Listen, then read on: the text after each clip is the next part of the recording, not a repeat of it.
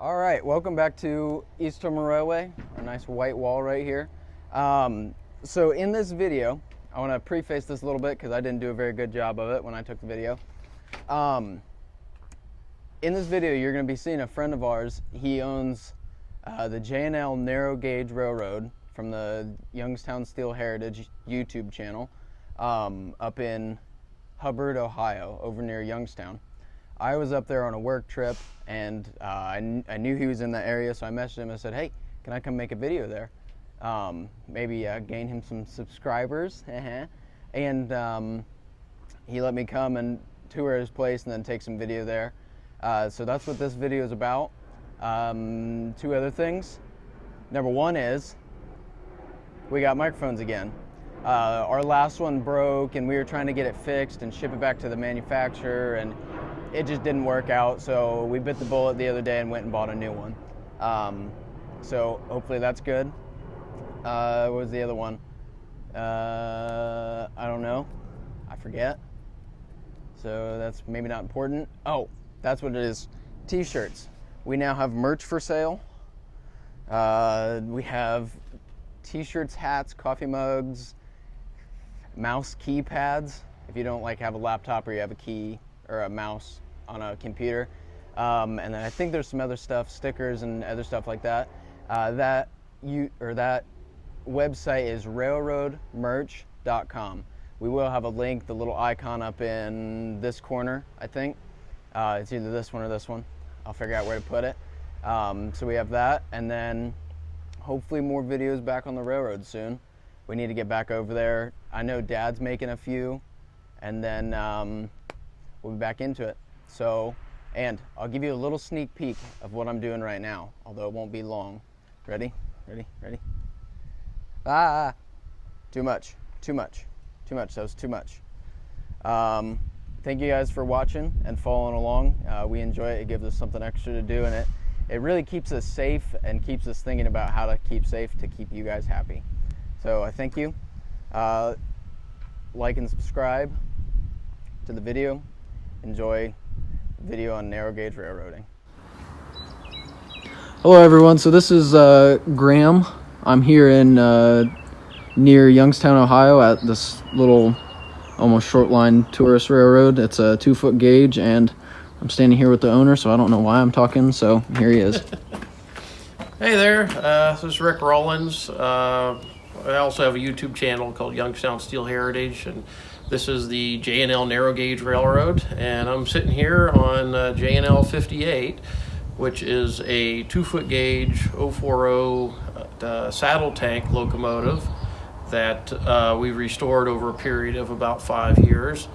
And we've also built a little bit of a narrow gauge railroad here. We have several hundred feet of track, and we're working on another 350 feet right now. This is all part of a steel industry museum in Youngstown, and our ultimate goal is to have regularly scheduled operating days with the narrow gauge railroad. We did that in 2019 for the summer, and then of course with COVID we didn't run last year. And this year we have so much going on, track work that we're doing, that we just haven't gotten back into this open up for the public yet. But we have been running 58. It ran about 2 weekends ago, and we'll probably run it again here in another week or so. We all just have a pretty good time out here running the train around on the railroad. So we'll take you for a little brief tour of what we have here, and you can see what we have on the J&L Narrow Gauge. All right, we're standing here at what we call Laughlin Junction, and where we were at was down the track around the corner on the right, which is where the engine house is at. The new line, the eastern extension I call it, going up the hill here, and back behind the shipping containers there is a switch that we put in, and there'll be a track that's going to come out and come over here where you can see this little piece of track here. There'll be another switch, and the track will head back towards the shipping containers And in that area, we will have a 50-foot boxcar that CSX donated to us. We're going to cut a hole in the end of the boxcar and put a door there and turn it into the new engine house. So the narrow gauge locomotive will, instead of being down there in the old engine house, will now live up here in the boxcar. This will be the new steam up area. Behind the containers, going up the hill for about 350 feet is a steady grade, and that's the new track we're putting in right now.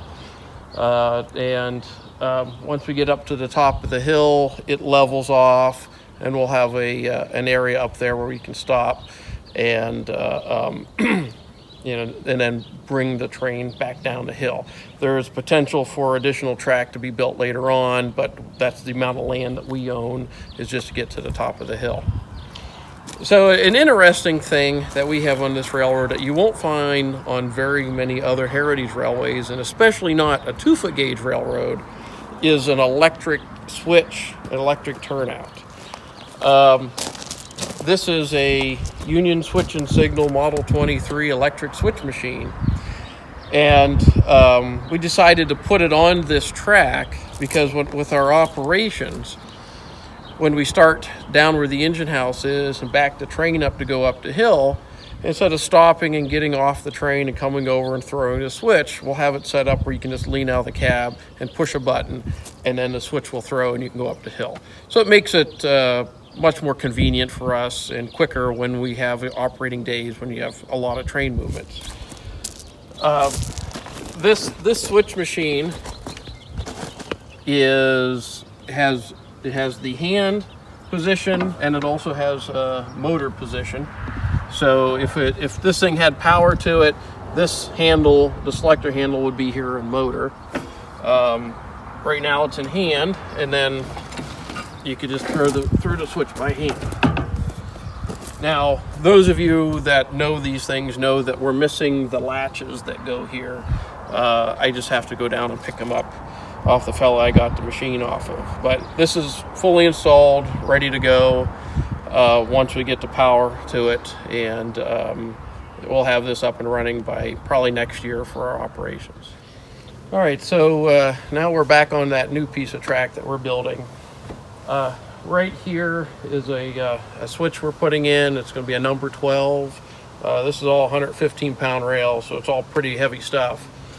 It's going to branch off to the left. We've got a couple trees to cut down, and then basically it'll be double track going up to the top of the hill. We may end up putting another switch up there to bring it back together to turn it into a runaround. This track here being about 350 feet, steady grade, pretty nice rail going up the hill. This is where we let 58 get out and stretch her legs. It'll be a good spot to let the steam engine run a little bit. Building track like this on narrow gauge with heavy rail especially is something that wasn't done very often. Usually with the 2-foot gauge, it was much smaller rail, and you can find components to do that. Here, I'm taking standard gauge components and using it for this. And so therefore, some of the switches that we put in are a bit unconventional. There's no plans to go by. It's basically just playing it by ear, get the components out here, start putting it together and looking at it. Hey, that looks good, or if not, change something around. It's very much a just something that you just kind of learn as you do. I enjoy it. I enjoy building switches. This is the fourth one that we've done on this railroad. I've done 3 or 4 others that I built from scratch on other railroads, and I've probably got a couple more beyond this one we'll be doing in the near future. For me, doing track work is interesting. It's actually more interesting than working on the steam locomotive in many respects. If you don't have good track, you could have the best locomotive in the world and you're not going to go anywhere. So I take a lot of pride in what we're building here in this railroad. But I'm glad that Graham come out today and paid us a visit. Our YouTube channel is Youngstown Steel Heritage, and hope you come over and watch some of our poor production quality videos on our channel as well. So, hey everyone, thanks for watching.